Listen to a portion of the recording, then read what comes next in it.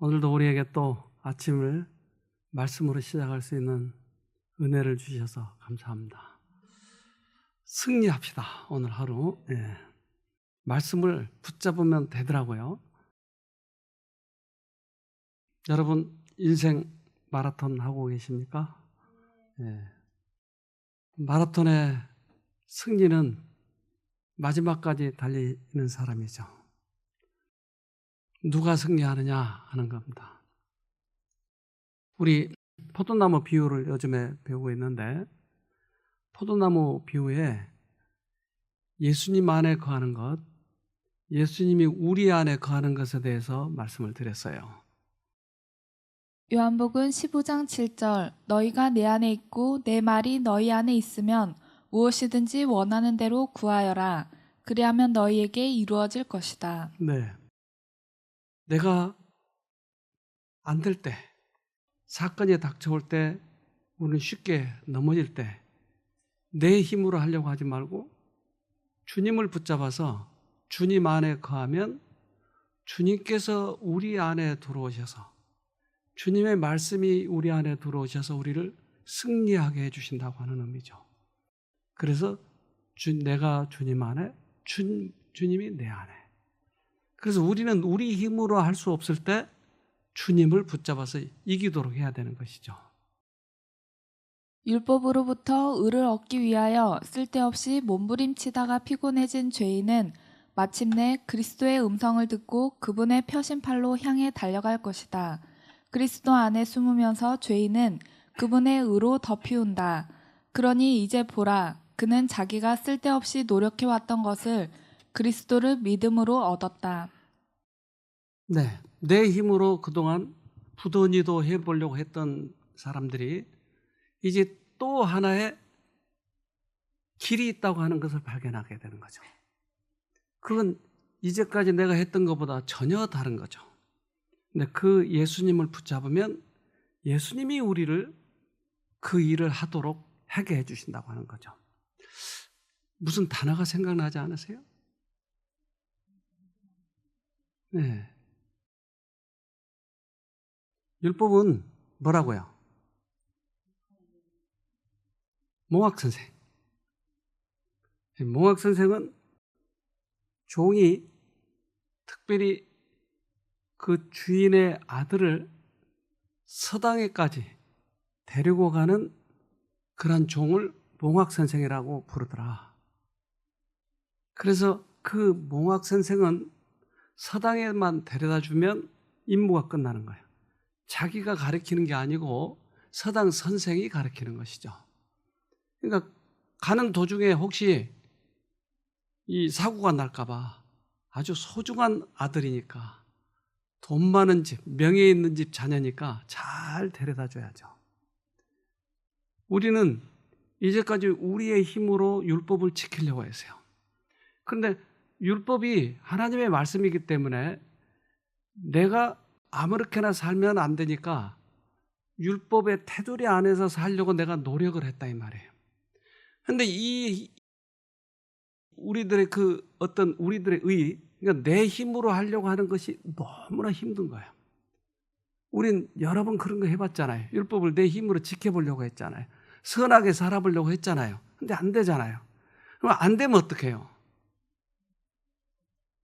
안 되면 내가 너무나 힘들어요, 이 일이. 그러면 더 깡을 키운가요?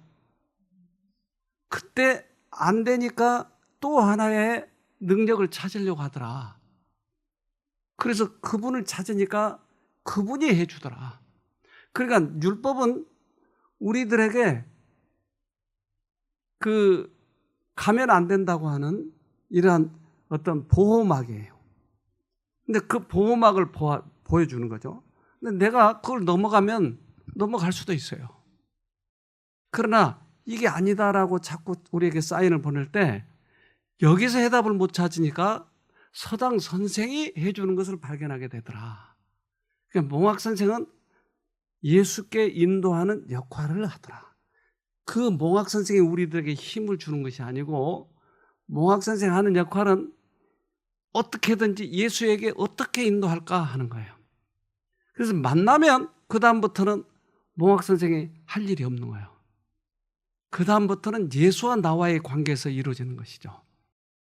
그래서 갈라디아에서 몽학 선생에 대해서 이렇게 얘기합니다. 갈라디아서 3장 24절 이같이 율법이 우리를 그리스도에게로 인도하는 몽학 선생이 되어 우리로 하여금 믿음으로 말미암아 의롭다 함을 얻게 하려 함이니라. 네. 그래서 이제까지는 우리 힘으로 하려고 했지만 몽학 선생이 예수를 데려다 주니까 예수님에게서 능력이 나오니까 이게 되더라. 그냥 최종적으로 우리는 예수님을 만나야 되는 것이죠. 예수한테 접을 붙어야 되는 것이죠. 그러면 예수님이 우리를 그렇게 만들어 주시는 거죠. 그래서 여러 가지 각도로 예수 없이는 안 된다고 하는 것을 여러 가지 각도로 말씀을 하셔요. 요한복음 6장 55절로 57절 내 살은 참 양식이요 내 피는 참 음료로다. 내 살을 먹고 내 피를 마시는 사람은 내 안에 있고 나도 그 사람 안에 있다. 살아계신 아버지께서 나를 보내셨고 내가 아버지 때문에 사는 것과 같이 나를 먹는 사람도 나 때문에 살 것이다. 예수님은 이 땅에 오셔서 한 번도 자기 힘으로 해본 것이 없었어요. 나는 스스로 아무것도 할 수 없노라. 근데 언제나 아버지의 힘을 빌려서 하셨어요. 그런 것처럼 너희도 나의 능력을 가지고 살아가야 된다. 그래서 예수님과 하나님이 하나인 것처럼 우리도 하나가 되자. 예수님은 언제나 그렇게 얘기를 하시더라는 거죠. 예수의 살을 먹고 피를 마시는 것은 믿음으로 그의 생명을 전유한다는 것을 뜻함을 깨달을 수 있었다. 네. 그래서 피와 살을 먹는다는 말은 예수의 생명을 우리에게 가져온다고 하는 거죠. 예수님이 내 안에. 그러니까 우리들의 최고의 우리들이 활용도는 우리가 해야 할 최고의 위치는 뭐죠? 율법을 지켜버린 건가요? 우리가 할 수 있는 최고의 것. 예수님을 붙잡은 것밖에. 우리가 갈 수 있는 최고의 위치는 십자가 아래 무릎을 꿇는 것이에요. 그러니까 이거 외에는 우리가 할 수 있는 것이 없어요. 이러한 사람을 겸손하다고 그러죠. 그런데 우리는 예수를 만난 경험이 있지만 그 다음부터는 내가 하려고 하니까 다시 옛날로 빠지고 다시 옛날로 빠지고 안 되는 거예요. 좀처럼. 예수님 발 아래 무릎을 꿇은 것 외에는 우리가 할 수 있는 방법이 없어요.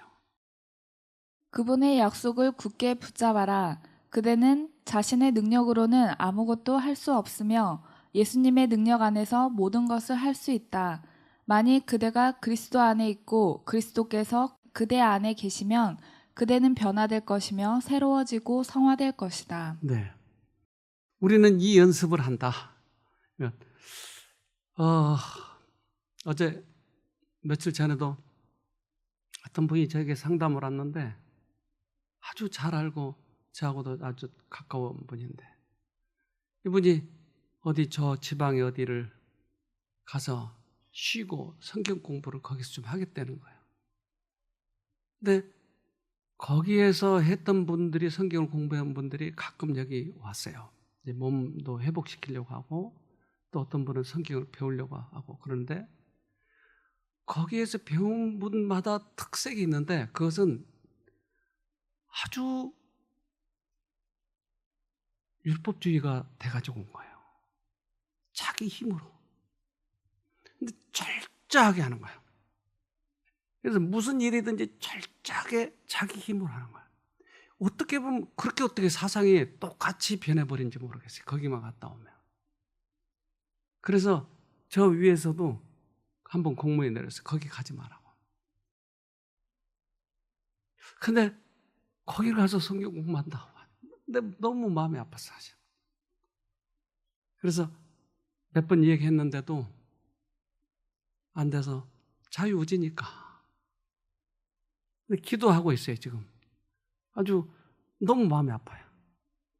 근데 제가 엊그저께 오류에 대해서 한번 얘기했죠.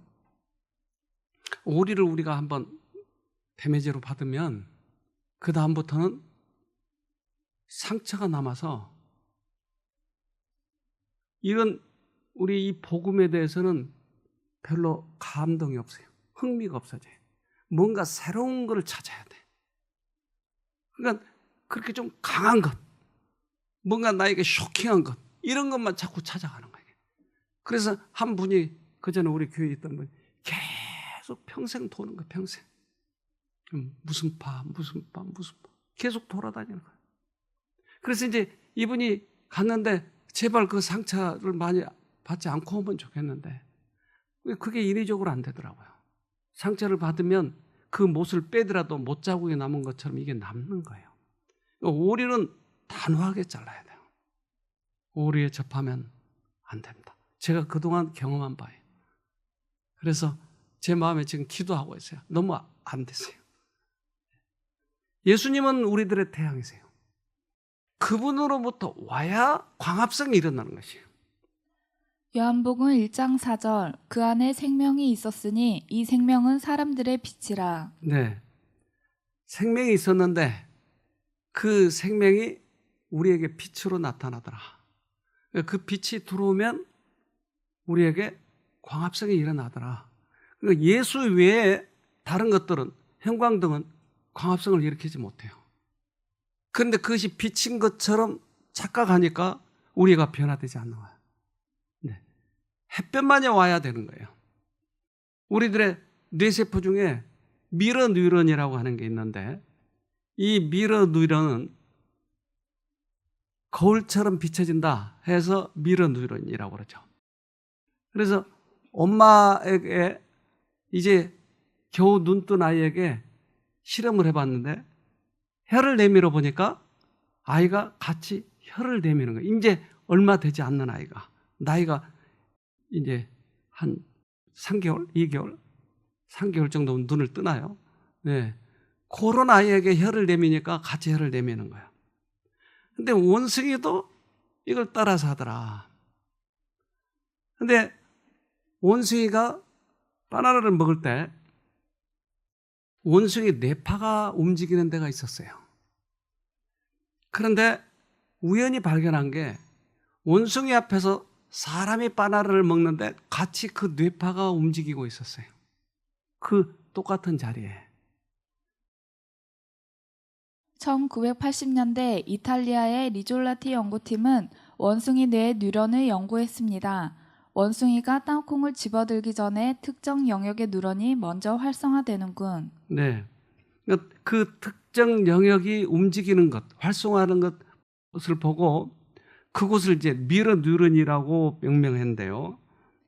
그런데 땅콩을 집어드는 걸 보기만 할 때도 같은 영역의 뉴런이 활성화되는 걸 발견했죠. 남이 집는 걸 보기만 했는데도 뉴런이 활성화됐어. 네. 틀니가 빠져나올 만큼 놀랬죠. 어떻게 우리 뇌 속에 그런 게 들어있을까? 원숭이들의 거울 뉴런은 뇌에서 운동을 담당하는 부분에서만 발견됩니다. 원숭이는 단순한 동작만 흉내낼 수 있어요. 그래서 원숭이 뇌에서 발견된 이 미러 뉴런, 이것 때문에 사람 속에도 그것이 있다고 하는 걸 알게 됐는데 원숭이가 반응하는 미러 뉴런은 어떤 행동에만 반응하는 거예요. 근데 사람은 감정까지 반응하는 거예요. 반면 인간의 뇌는 여러 곳에서 거울 뉴런이 작동합니다. 그래서 인간은 흉내 수준을 넘어 학습이 가능해요. 네, 흉내 수준을 넘었어요. 즉 감정까지 전달되어 오는 거예요. 또한 거울 뉴런은 행동만이 아니라 감정 표현에도 반응합니다. 타인의 표정과 감정을 느끼면서 공감 능력을 배우게 되죠. 네. 그래서 이 공감 능력, 이것이 타인에 있는 감정과 행동들이 나에게 고스란히 이렇게 전해오기 때문에 같이 아파하는 거예요. 근데 이게 누구에게나 똑같은 그런 게 느껴지는 게 아니고 특정한 나에게 관계가 있거나 또는 어떤 특정한 그런 부분에 있어서만 반응을 해요. 일반적인 부분에 있어서는 반응하지 않고, 그래서 세월호 사건이 있다든지 또는 대구 지하철 사건이 있었다든지 그러면 충격을 받는 거예요. 같이. 그들이 당하는 모습이 나에게 고스란히 전해져 오는 것이에요. 그래서 이런 감정이 그대로 고스란히 전해져 오서 나에게 또 다시 그런 행동을 하게 하는 거예요. 그러니까 상대방이 아프면 나도 아픈 거예요. 근데 이 부분에 대해서 조금 주의해야 될 것은, 이제 예수님에게서 오는 그 어떤 감정과 능력이 나에게 전해오는 거 사실이에요. 근데 다른 쪽에서도 오는 게 있다고 하는 거예요. 다른 쪽이 아파하는 것을 계속 아파하는 거예요. 그러니까 그것 때문에 마음의 병에 걸린 사람이 있어요. 그러니까 이것을 우리가 조금 주의해야 할 필요가 있어요. 그래서 다른 사람이 아파하는데 계속 여기 와서도 그걸 잊지 못하고 계속 그 아픔을 계속 느끼고 있는 거예요. 이건 우리가 잘라야 될 필요가 있겠죠. 잘못하면 이게 우울증으로 빠지게 만든 거예요. 그래서 그 생각을 할 때마다 아픈 거예요.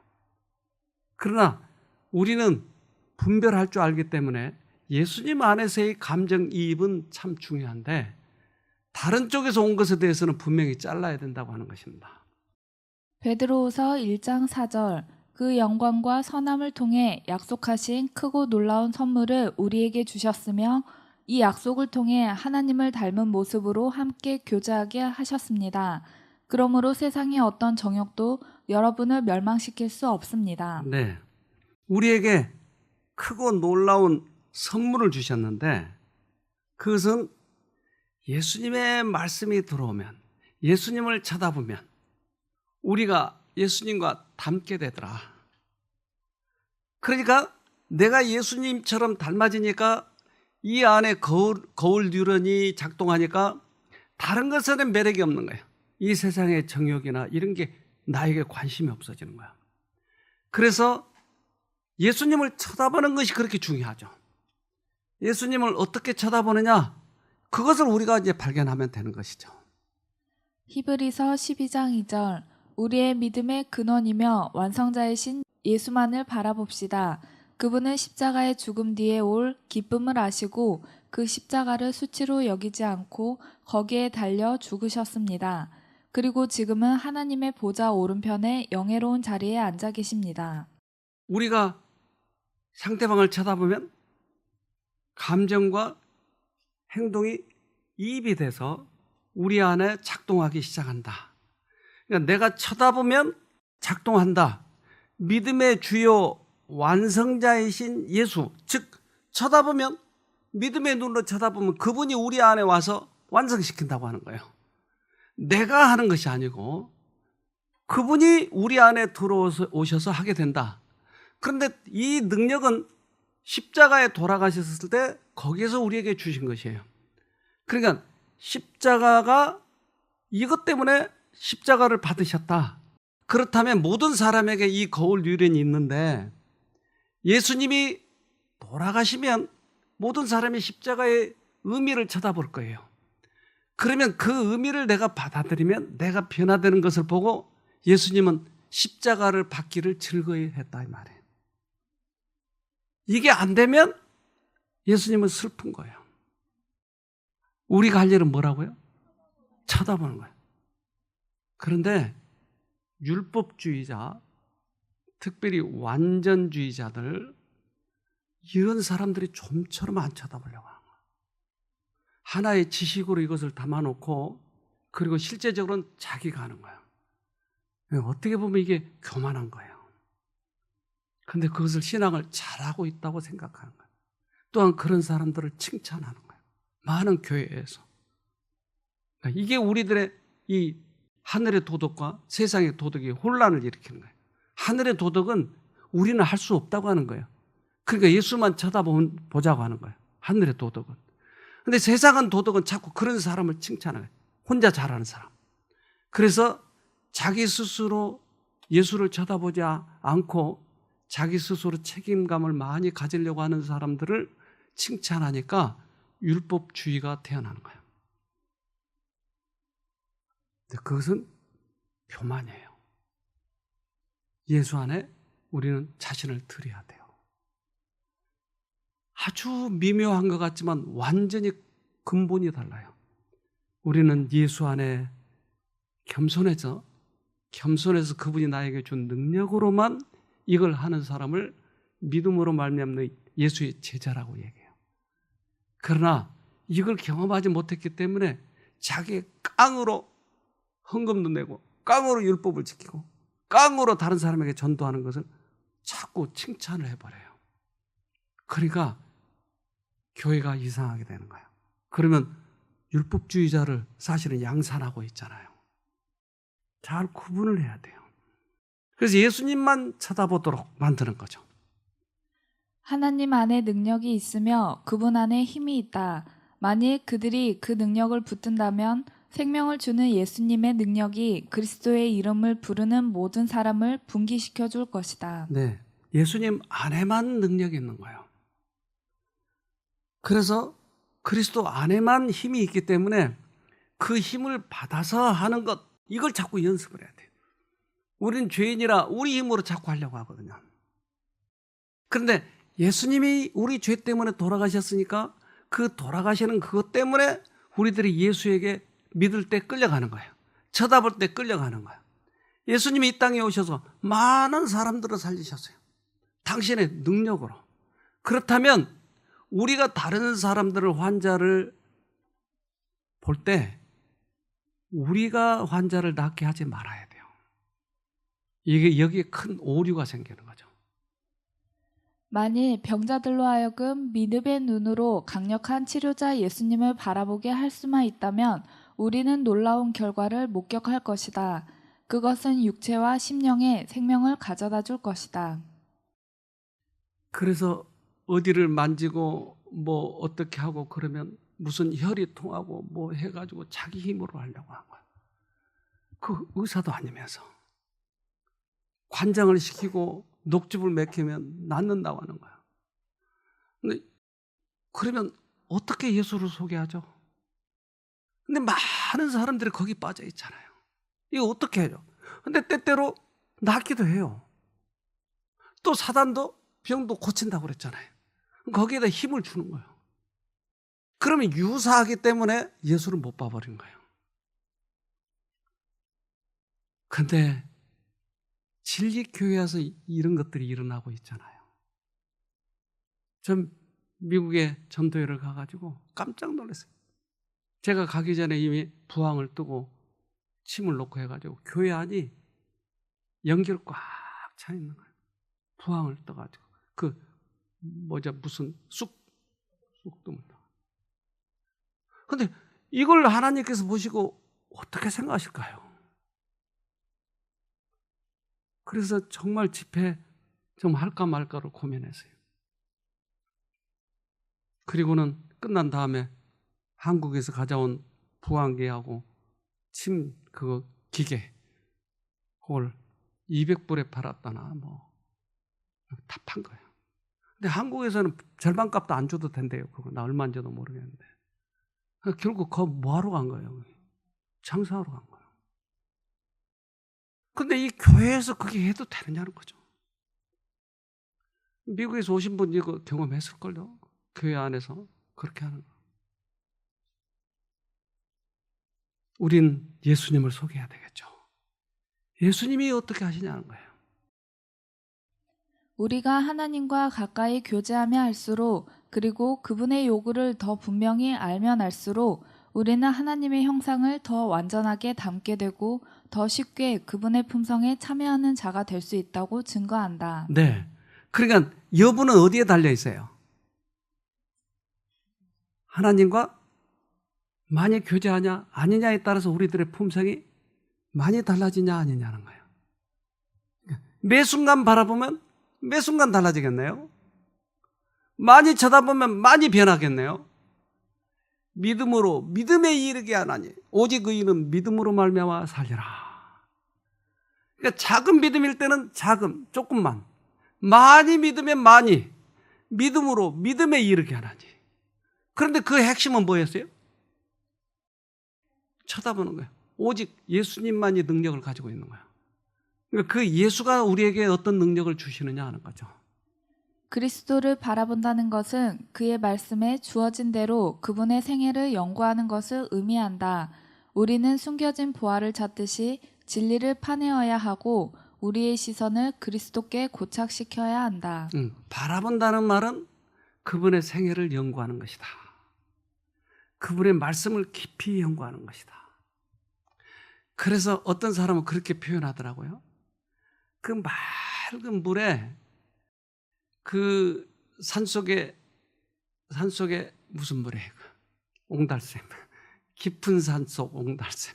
거기서 그 물이 퐁퐁퐁 솟아오른 것처럼 이 머리에서 퐁퐁퐁 솟아오른대. 연구를 하니까. 그러니까 그 전에 보이지 않았던 것이 이제 보이기 시작하니까 파고드는 거야. 파고드니까 그게 퐁퐁 솟아오르는 거야. 그래서 저렇게도 표현하는구나. 과거에는 전혀 몰랐던 것이 이제 새로운 각도로 보여지기 시작하고 사람들에게 이것을 설명할 때 다른 것들이 또 번개처럼 또 생각이 나고 이런 경험을 하면서 얼마나 기쁘든지 하나님의 능력이 우리 안에 그렇게 들어올 때 이 기쁨, 평안함은 이루 말할 수가 없는 것이죠.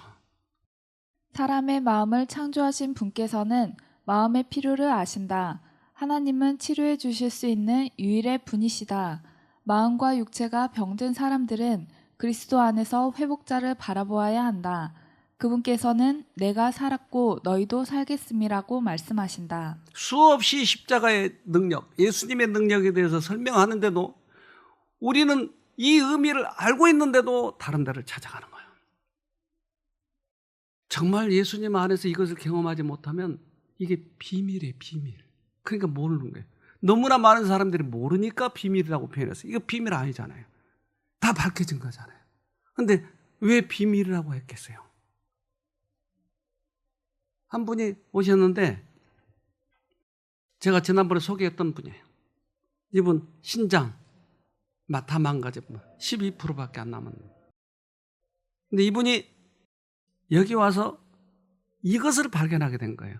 자기 힘으로 고쳐지는 게 아니고 예수님의 능력으로만 고쳐진다. 그렇다면 나도 될 수 있다. 안 그래요? 누구든지 얼마만큼 예수님을 바라보느냐에 따라서 달라진다.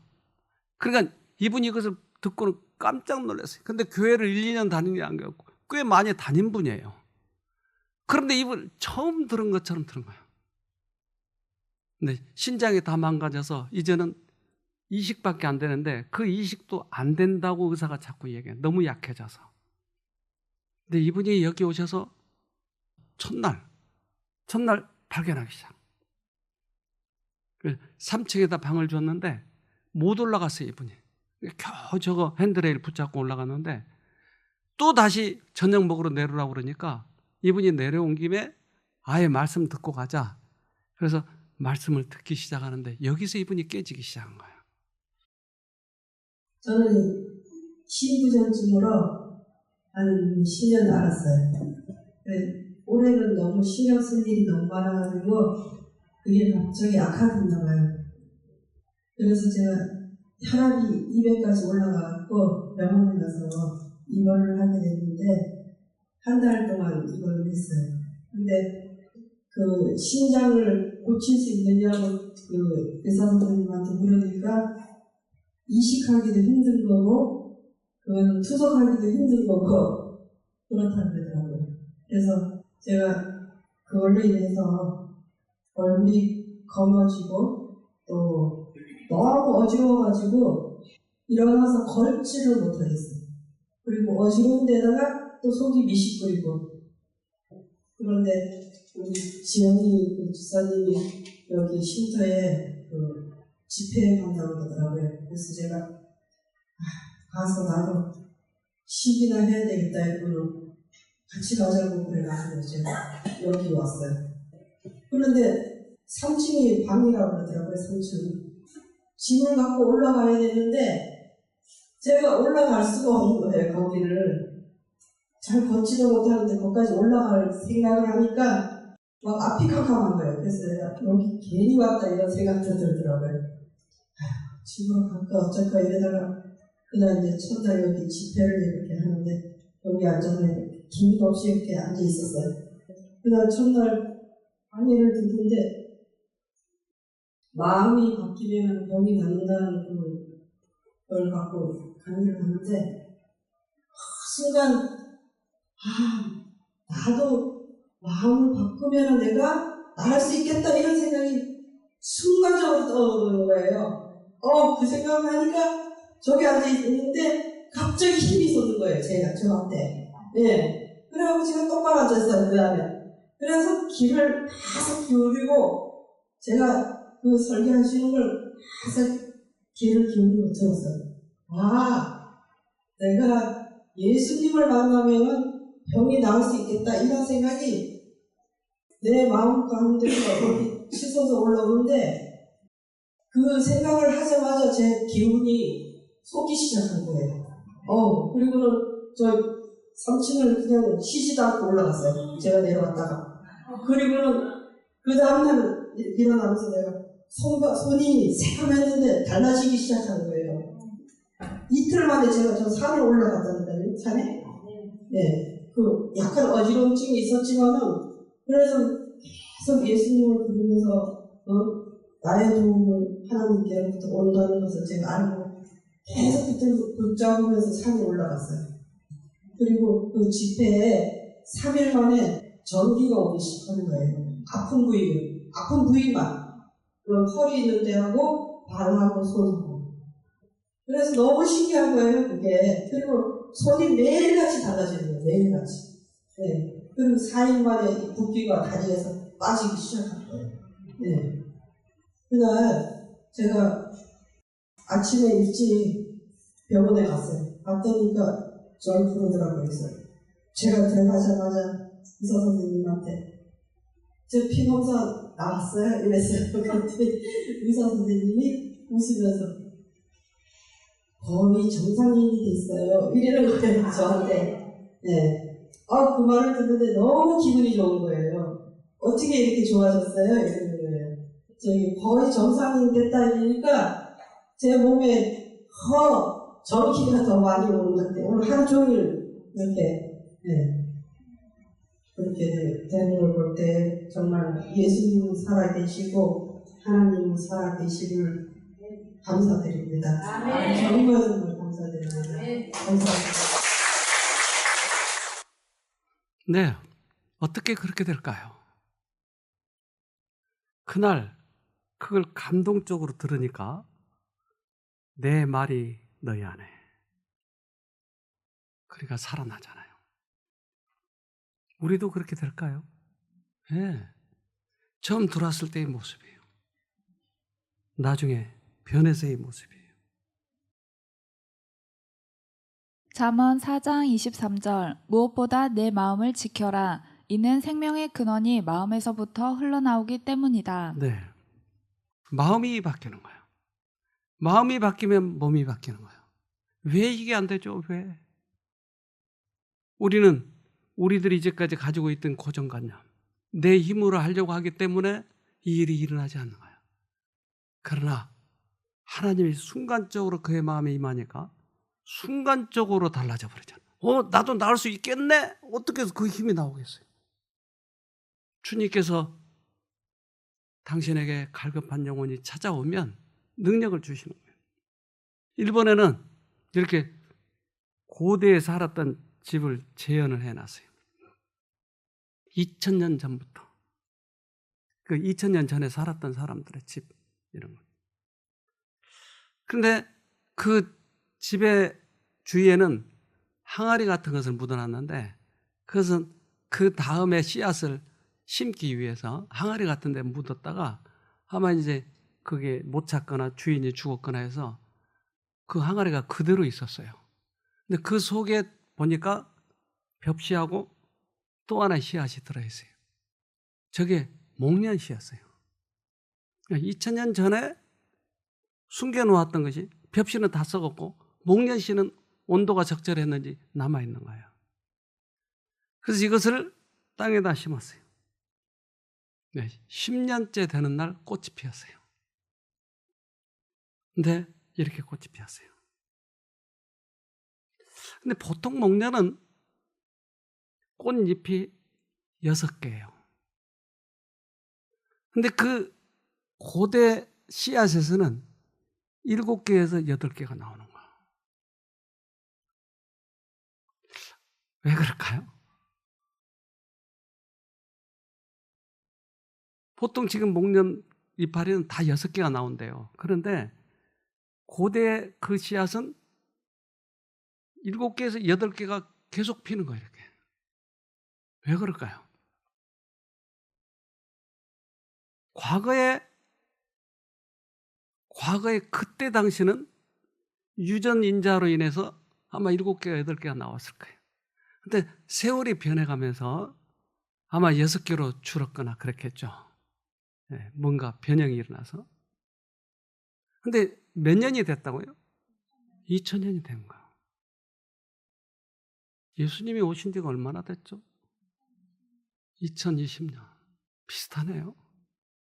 그러면 예수님이 그때 당시 씨앗을 만들어 놓으셨는데 이게 지금 들어오면 그대로 필까요? 근데 왜 안 펴요? 안 심겨져서. 공간의 이동도 중요하지만 그보다 세월의 이동이 변함없이 지금도 똑같이 능력을 나타낸다고 하는 거예요. 아무리 세월이 흘러도 예수님의 씨앗은 그대로 살아있다고 하는 것이에요. 그 씨앗이 우리에게 안 돌아왔기 때문에 안 나타나는 거예요. 2000년 전 목련도 피잖아요. 그런데 하나님이 말씀하신 그게 왜 피지 않아요? 그것은 우리들의 마음에 문제가 있는 것이죠. 씨가 올바른 조건하에 심어지면 곧 발아에서 그 식물 속에 있는 자신의 생명을 자라게 한다.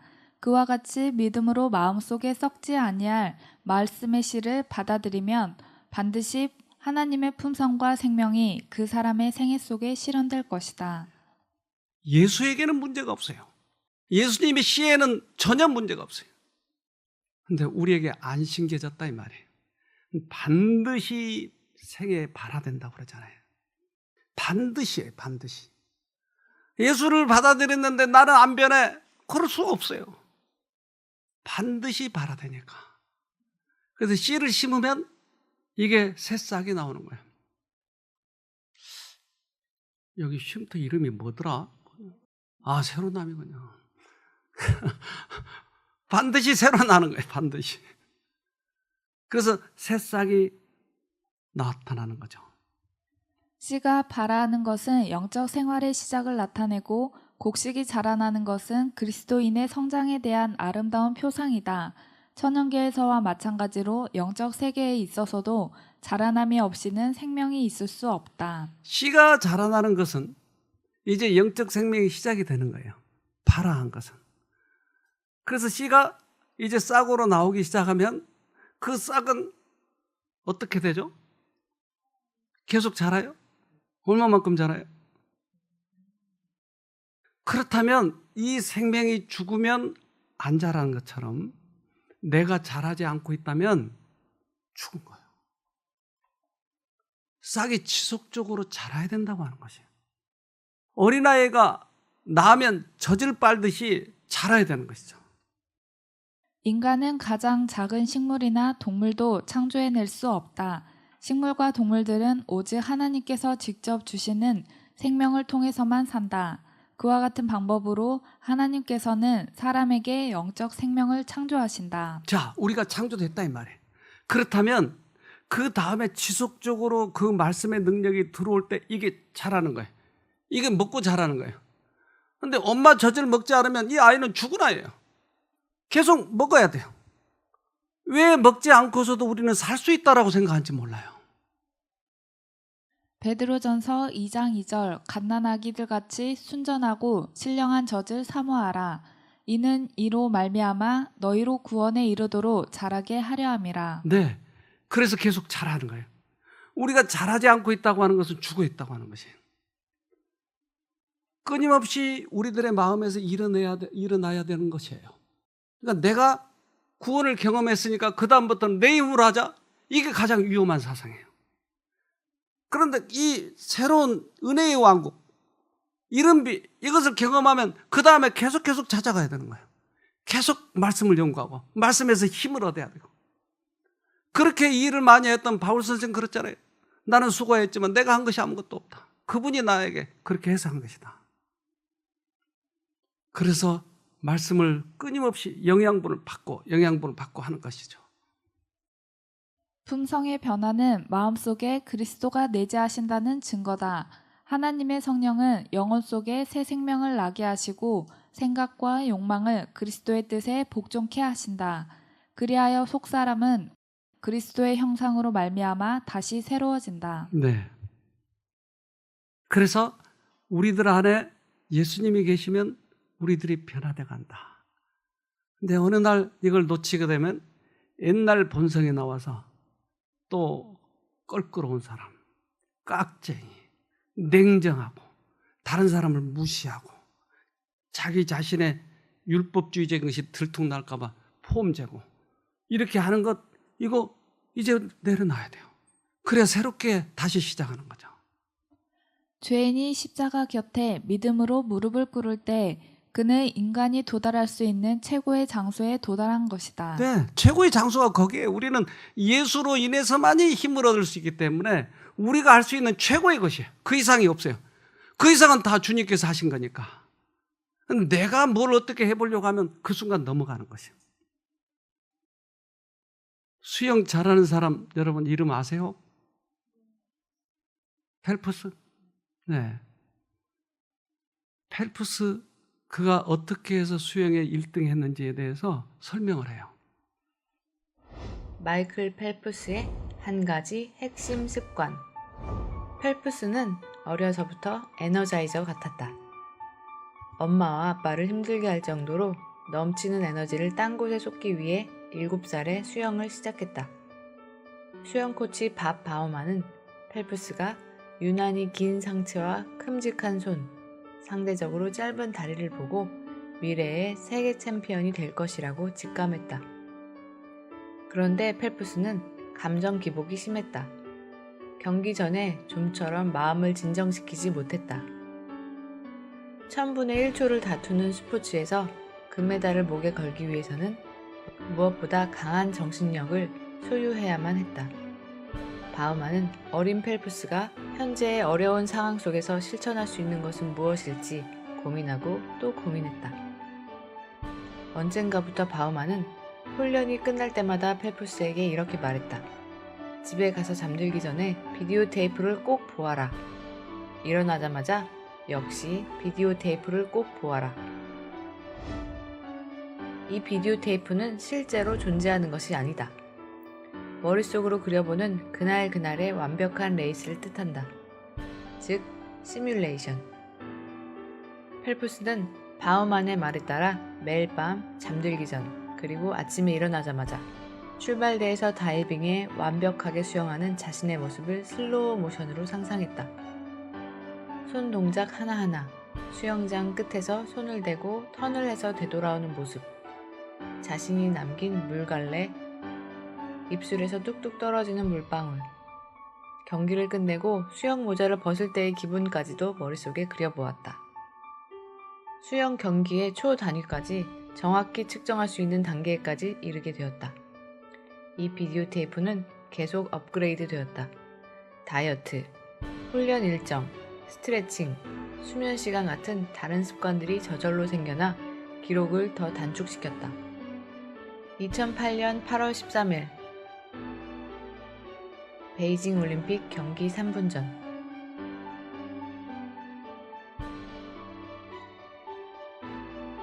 펠프스는 출발대에 올라가 다이빙 자세를 취했다.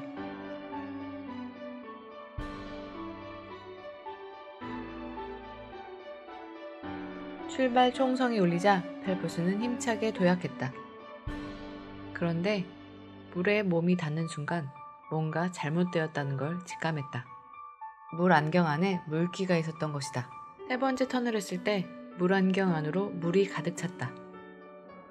이제 아무것도 볼 수 없었다. 수영장 바닥에 그려진 선도, 터치판에 그려진 T자도 보이지 않았다. 그때였다. 펠프스의 비디오 테이프가 돌아가기 시작했다. 분명 위기였지만 비디오 테이프는 물안경을 제외하고 모든 것이 계획대로 진행되고 있음을 말해주었다. 펠프스는 힘찬 스트로크를 유지했다.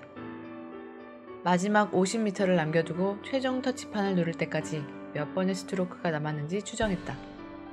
19번, 20번, 21번 정도인 것 같았다. 그의 주특기인 폭발적인 스퍼트가 시작되었다. 19번, 20번, 머릿속에 비디오 테이프가 말했다. 펠프스는 온 힘을 다해 21번째 스트로크를 하며 팔을 쭉 뻗었다. 터치판이 손끝에서 느껴졌다. 그의 계산이 완벽하게 맞아떨어진 것이다. 펠프스는 서둘러 물안경을 벗고 전광판을 쳐다보았다.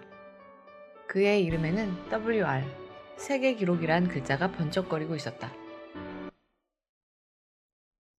아, 펠프스가 이렇게 해서 승리를 했군요. 그에게 비디오 테이프가 있었네요. 우리에게 예수의 비디오 테이프가 계속 돌아야 되네요. 안경에 물이 들어와도 비디오 테이프대로 하면 되니까. 여러 가지 사건이 나에게 유혹이 와도 나는 비디오 테이프만 돌아가면 되니까. 우리는 그렇게 해서 승리할 수 있는 것이.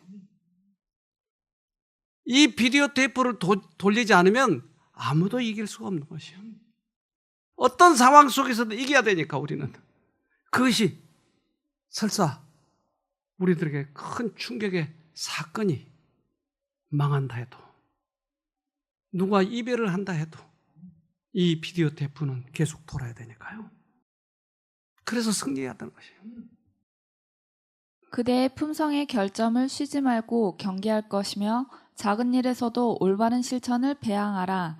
승리하는 데 오는 어려움은 심령이 그리스도의 은혜로 말미암아 거룩하게 변화되는 것에 비례하여 감소될 것이다. 네. 그래서 예수와 가까이 가면 가까이 갈수록 우리들의 결점이 없어지고 우리는 그래서 승리할 수 있는 것이죠. 그래서 이 바오만 그 코치의 얘기를 한번 들어봅시다. 바우만, 대체 펠프스에게 어떤 훈련을 시킨 건가요? 거창하지 않습니다. 우리는 작은 승리에 집중하려고 했습니다. 하나라도 작은 승리를 이루어내면 또 다른 작은 승리를 유도하는 관계가 성립된다는 것을 알고 있었죠. 펠프스에게 효과가 있는 방법을 찾아낼 때까지 우리 팀은 이런저런 것들을 다양하게 실험하고 시도했습니다. 그러던 가운데 작은 성공을 가져다줄 습관을 정말로 찾게 되었고 기계적으로 반복해서 자동으로 만들었죠. 경기장에 도착하면 펠프스는 자신의 계획에 따라 이미 절반 이상을 수영한 상태입니다. 머릿속에서 모든 것이 자동으로 계획대로 진행됩니다. 가벼운 준비 운동도 상상했던 대로 똑같이 합니다. 베이징 올림픽 수영 경기 당일, 금메달은 핵심 습관의 자연스러운 연장선상에 있었습니다. 바오만은 뭐라고 그랬어요? 작은 것. 부부간에 싸움이 있을 때 작은 것. 이때 비디오 테이프를 돌리자. 또 이기자. 그러다 보면 어느 날 이미 우리는 수영의 승리가 반 이상은 돼 있다고 그러잖아요. 우리는 이 싸움에서 승리하고 있으면 반드시 하늘에 들어갈 수 있는 반은 준비되어 있다고 하는 것이에요. 이 싸움을 싸우자고 하는 것이죠. 이것을 그동안 무시한 채 살아왔어요. 그래서 아무렇게나 본성대로 그렇게 남을 헐뜯고 괴롭히고 나의 기호대로 그렇게 해오고 말았어요. 우리는 비디오 테이프를 돌리지 못했다고 하는 거죠. 하나님의 길은 작은 것들의 시작이 진리와 의의 승리의 출발이 되게 한다. 이런 이유로 아무도 화려한 출발 때문에 의기양양해하거나 외관상 미학 때문에 낙담할 필요는 없다. 하나님의 백성들이 보이지 않는 것들을 바라볼 때 하나님께서는 그들에게 부와 충만과 능력이 되신다. 네, 작은 것에서의 승리가 필요해요. 우리는 필연코 이 싸움을 싸울 수밖에 없어요. 왜냐하면 이 싸움을 싸우지 않고 가는 사람이 없었기 때문에. 예수를 통해서야만이 구원을 얻을 수 있기 때문에 필연코 예수를 모시고 이겨야 된다고 하는 거죠. 그래서 우리는 유리 바닷가에 서서 우리는 그 노래를 부를 거예요. 경험의 노래. 예수하고 나하고 같이 있을 때 이겼고, 그렇지 않을 때는 이기지 못했고, 이런 노래를, 경험의 노래를 해야 될 것이에요. 근데 이 경험의 노래를 하지 못하고 폼 재고 다니다가 내 이 마지막 날, 넌 안 돼, 들어올 수 없어, 이럴 때 어떻게 하시겠어요? 우리는 이 작은 싸움에 승리해야 돼요. 잠언 24장 16절 대저 의인은 7번 넘어질지라도 다시 일어나려니와 악인은 재앙으로 인하여 엎드러지느니라. 네, 우리는 넘어져도 일어나고 넘어져도, 이런 사람을 의인이라고 하더라. 악인은 포기해버린 것이야. 끝까지 가야 돼요. 어디까지요? 네, 우리 키가 어디까지 자라야 돼요? 키 작은 사람 유의하시길 바랍니다. 어디까지 자라야 돼요? 예수에게까지. 우리들의 품성이. 에베소서 4장 14절 우리는 이 이상 더 어린아이로 있어서는 안 됩니다. 우리는 인간의 속임수나 간교한 술수에 빠져서 온갖 교훈의 풍조에 흔들리거나 이리저리 밀려다니지 말아야 합니다. 네. 그래서 포기하지 말아야 되고 유혹에 넘어가지 말아야 되고, 우리는 비디오 테이프를 계속 돌려서 그 테이프를 보면서 이 수영 싸움에서 이겨야 되는 것이죠. 끝까지. 에베소서 4장 15절 우리는 사랑으로 진리를 말하고 살면서 모든 면에서 자라나서 머리가 되시는 그리스도에게까지 다다라야 합니다. 네, 그리스도에게까지 다다라야 돼요. 우리들은 목표가 있기 때문에, 그리스도가 우리보다 형편없는 사람 같으면 목표가 없어져 버려요. 근데 우리는 항상 목표가 있으니까, 그리스도는 완벽한 품성을 가지셨으니까 얼마나 감사해요. 그것을 향해서 가니까. 이제 예수님이 곧 오실 때가 됐다고들 얘기해요. 지금도 우왕좌왕해요, 많은 사람들이. 코로나 이런 거 올 때 어떡하지? 태풍이 올 때 어떡하지? 우왕좌왕. 말세 징조가 보이면 보일수록 사람들은 우왕좌왕해요. 왜? 이제까지 내 힘으로 여기까지 왔기 때문에. 그런데 내 힘이 그러면 이제 소진이 되면 어떡하지? 너무나 겁내하는 거죠.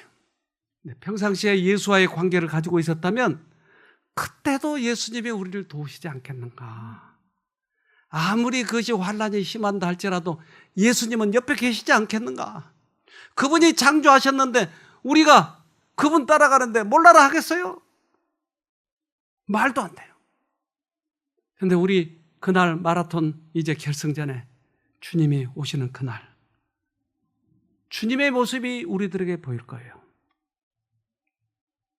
그런데 우리가 평상시에 예수를 담고자 비디오 테이프를 돌리고 있었던 사람은 예수님이 볼 때 우리가 어떻게 보일까요? 자기 닮은 것처럼 보일 거예요. 그래서 암탉이 병아리를 까면 암탉 많이 닮은 거예요. 요한일서 3장 2절 사랑하는 자들아 우리가 지금은 하나님의 자녀라. 장래에 어떻게 될 것은 아직 나타나지 아니하였으나 그가 나타내심이 되면 우리가 그와 같을 줄을 아는 것은 그의 계신 그대로 볼 것임을 이남이니. 우리가 누구 닮았다고요? 예수님 같이 보인대요. 병아리가 엄마를 닮은 것처럼. 그래서 장래에 우리가 어떻게 우리가 변할지, 장래 재림이 어떻게 이루어질지 그건 잘 모르겠지만 그와 같이 될 것을 우리는 확신한 거예요. 지금 그렇게 우리는 닮아가고 있기 때문에. 그래서 이러한 소망이 있는 자마다 우리는 우리 자신과의 싸움, 예수님을 모시고 이기는 이 싸움을 계속할 거예요. 이 하늘에 들어가고자 하는 사람들은. 요한일서 3장 3절 주를 향하여 이 소망을 가진 자마다 그의 깨끗하심과 같이 자기를 깨끗하게 하느니라. 네. 그래서 우리는 낭망하지 말고 다른 사람이 어떻게 살아가든 우리는 관계없어요. 폼재든 말든 교회를 크게 지었든 적게 지었든 이런 거 관계없어요. 우리는 오직 소망은 하늘이니까. 그래서 성경절 많이 한다고 의시되고 헌금 많이 냈다고 폼재고 이런 거 보지 말고 우리는 하늘을 향해서 하늘의 창고에만 우리는 저축하면서 가자고요. 꼭 승리하기를 간절히 바랍니다. 네, 기도합시다. 하늘에 계신 아버지, 우리들에게 하늘에 어떻게 들어올 수 있는지를 가르쳐 주셔서 감사합니다. 그동안 헛된 삶을 많이 살아버리고 말았습니다. 우리들의 욕망이 다른 데 있었던 것을 발견했습니다. 이제 우리들의 목표, 오직 주와 같은 것에 대해서 세우도록 도와주시고, 그래서 끝까지 주님의 생애, 주님의 품성을 비디오 테이프로 돌리면서 넘어지더라도 일어나고 또 넘어져도 일어나는 저희가 되도록 해 주시옵소서. 그래서 인생 마라톤, 하늘까지 가는 그 승리를 우리 모두 얻을 수 있도록 도와주시옵기를 예수님의 이름으로 기도합니다. 아멘.